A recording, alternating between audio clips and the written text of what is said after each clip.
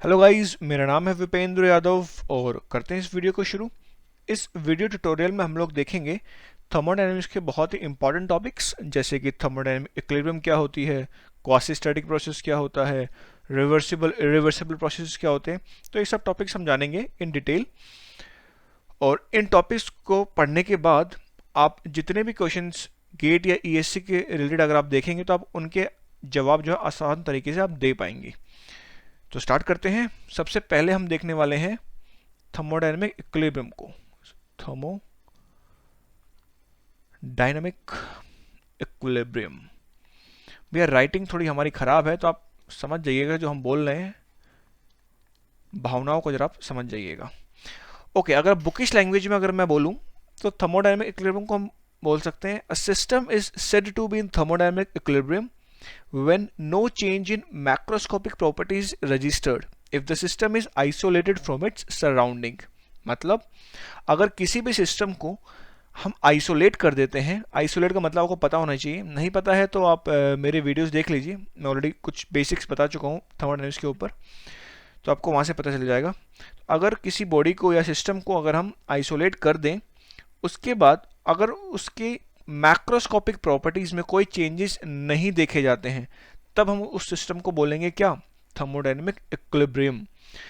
अगर macroscopic property आपको नहीं पता क्या होती है तो इसके ऊपर मैं वीडियो ट्यूटोरियल ऑलरेडी बना चुका हूँ। आप वहाँ जाके मेरे यूट्यूब चैनल पे आप वहाँ जाके आप देख सकते हैं, नहीं तो मैं वीडियोस का जो लिंक जो है वो भी मैं डिस्क्रिप्शन में डाल दूंगा। अब अगर मैं ये बच्चों से पूछता हूँ थर्मोडायनेमिक इक्विलिब्रियम के बारे में कि भैया आप बताओ जरा क्या होता है थर्मोडायनेमिक इक्विलिब्रियम, तो वो जनरली बताते हैं कि अगर सर तीन चीज़ें हैं अगर सिस्टम के पास, अगर वो सिस्टम थर्मल इक्विलिब्रियम में है, मैकेनिकल इक्विलिब्रियम में है और केमिकल इक्विलिब्रियम में है, तो उस सिस्टम को हम बोल देते हैं थर्मोडायनेमिक इक्विलिब्रियम। तो ये बात कहीं हद तक सही भी है कि a system is said to be in thermodynamic equilibrium if the following three equilibrium condition is satisfied. और फॉलोइंग तीन कौन कौन सी हैं, इसको लिख लेते हैं अच्छे से। पहला है mechanical equilibrium,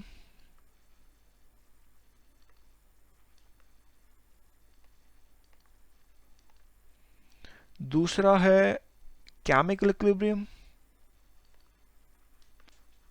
and the last one is thermal equilibrium.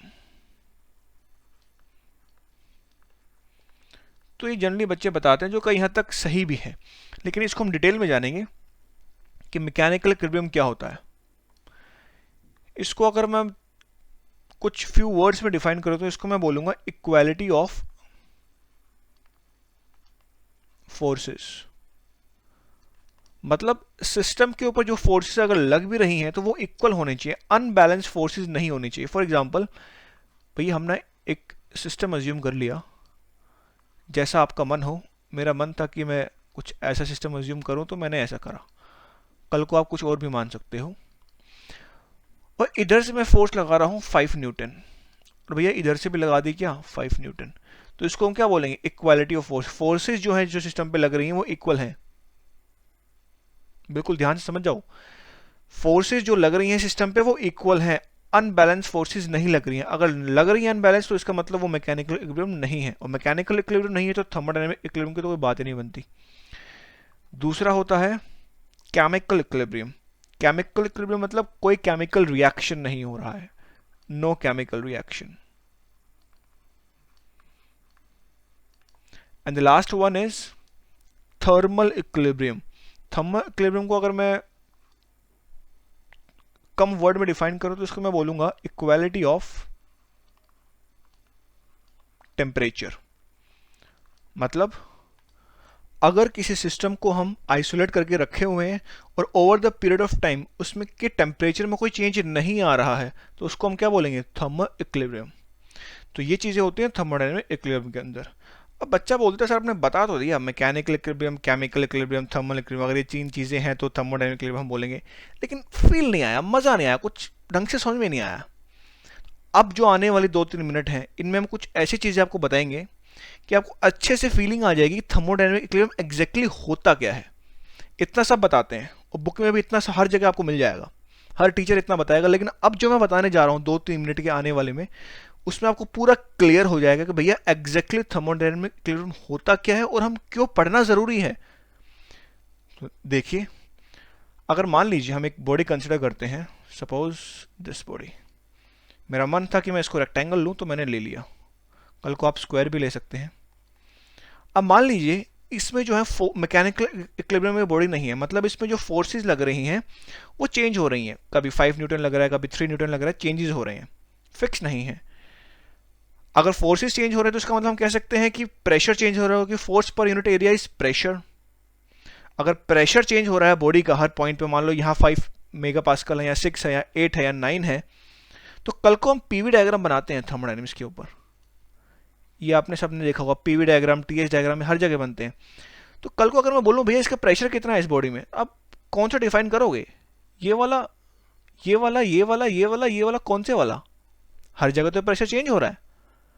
तो हमें करना पड़ेगा उसको मैकेनिकल इक्विलिब्रियम, नहीं कर पाओगे तो आप थर्मोडायनेमिक्स की प्रॉपर्टीज ही नहीं पढ़ पाओगे, इसलिए इंपॉर्टेंट है मैकेनिकल इक्विलिब्रियम।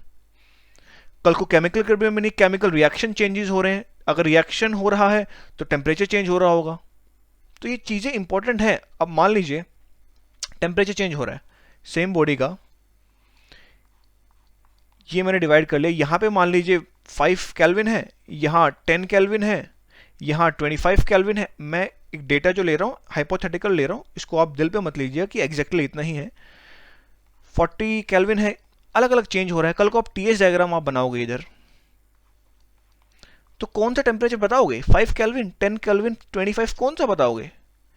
हमें मानना पड़ेगा, हमें करना पड़ेगा उसको थर्मल इक्विलिब्रियम, तभी हम यहाँ डिफाइन कर पाएंगे। और इसलिए इंपॉर्टेंट है थर्मोडायनेमिक इक्विलिब्रियम, नहीं अगर ये चीज़ नहीं होगी इक्विलिब्रियम में बॉडी, आप ये बना ही नहीं पाओगे, पीवीटीएस प्रोसेस ही नहीं दिखा पाओगे। तो इसलिए ये तीनों चीज़ें इंपॉर्टेंट है। तो ये था इंपॉर्टेंस इस बात का जो जनरली टीचर्स नहीं बताते हैं। आई होप अब आपको बिल्कुल क्लियर हो गया होगा कि थर्मोडायनेमिक इक्विलिब्रियम हम क्यों पढ़ना चाहते हैं और क्यों होना भी चाहिए किसी भी सिस्टम को पढ़ने के लिए। तो अब जितने भी चीज़ें मैंने बताई हैं इसको मैं प्रॉपर राइटिंग में आपको जो मैं लिख के दे देता हूँ, तो आपको बिल्कुल दिक्कत नहीं आएगी उनको पढ़ने में।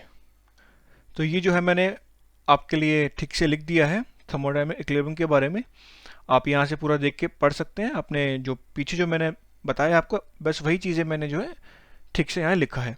अब हम स्टार्ट करते हैं रिवर्सिबल प्रोसेस और इरिवर्सिबल प्रोसेस क्या होते हैं उसके बारे में जानते हैं। तो स्टार्ट करते हैं।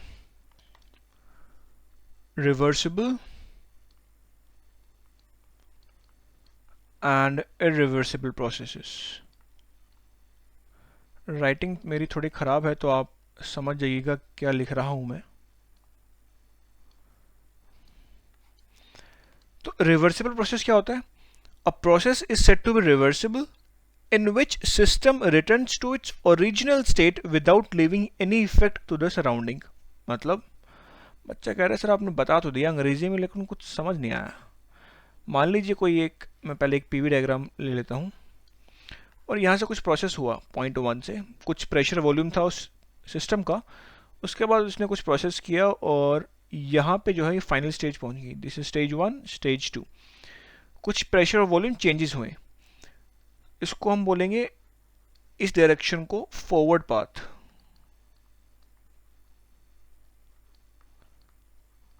अब अगर इसी सिस्टम को हम रिटर्न कर दें इसी पाथ पे, कोई दूसरी पाथ नहीं होनी चाहिए भैया, इसी पाथ पे एग्जैक्टली, इसी पाथ से अगर वो रिटर्न हो जाए इसको हम बोलेंगे बैकवर्ड पाथ। अगर वो इसी पाथ पे बैकवर्ड हो जाए, वापस चला जाए, तो उस प्रोसेस को हम बोलेंगे क्या, रिवर्सिबल प्रोसेस। कल को अगर आप बोलो कि भैया ये भी रिवर्सिबल हुआ क्या, कि मान लीजिए हमने पीवी लिया और प्रोसेस जो 1 to 2 हुआ वो हुआ ये, यहाँ से यहाँ गया सिस्टम, लेकिन जब वो रिटर्न हुआ तो वो इसने ये वाली पाथ फॉलो की ना कि ये वाली, तो इसको हम रिवर्सिबल नहीं बोलेंगे, इसको हम बोलेंगे इरिवर्सिबल प्रोसेस। सो एक इंपॉर्टेंट नोट हम यहां लिख लेते हैं कि फॉर द रिवर्सिबल प्रोसेस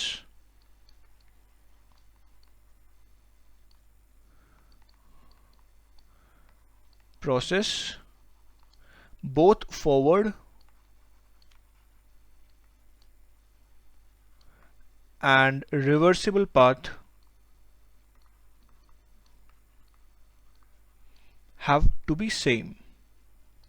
तो ये चीज़ इंपॉर्टेंट है कि दोनों जो पाथ हैं वो सेम ही होनी चाहिए। तो अगर हम बात करें कि कौन कौन से चीज़ें हैं जो प्रोसेस को इरिवर्सिबल बना देती हैं, उनके नेम हैं जैसे कि फ्रिक्शन। अगर प्रोसेस में फ्रिक्शन हो रहा है तो इरिवर्सिबल कहलाएगा वो। अगर फ्री एक्सपेंशन हो रहा है तो वो भी इरिवर्सिबल प्रोसेस की कैटेगरी में आएगा। या फिर mixing of to dissimilar fluid है,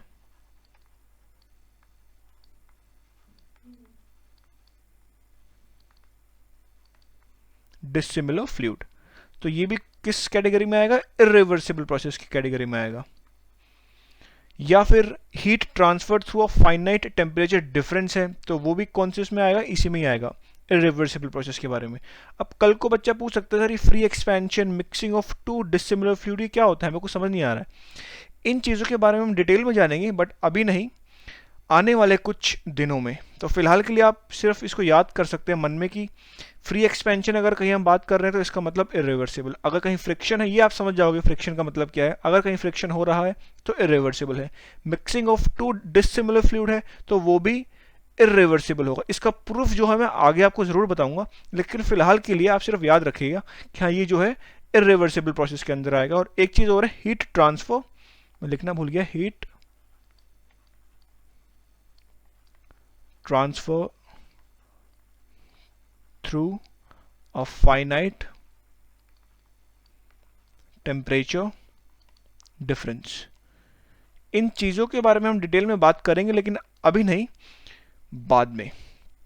तो एज ऑफ नाउ इस वीडियो ट्यूटोरियल को मैं यहीं ख़त्म कर रहा हूँ। क्वासी स्टैटिक प्रोसेस रह गया है, वो मैं आपको नेक्स्ट वीडियो ट्यूटोरियल में बताऊँगा। तो फिलहाल के लिए गुड बाय एंड सायोनारा।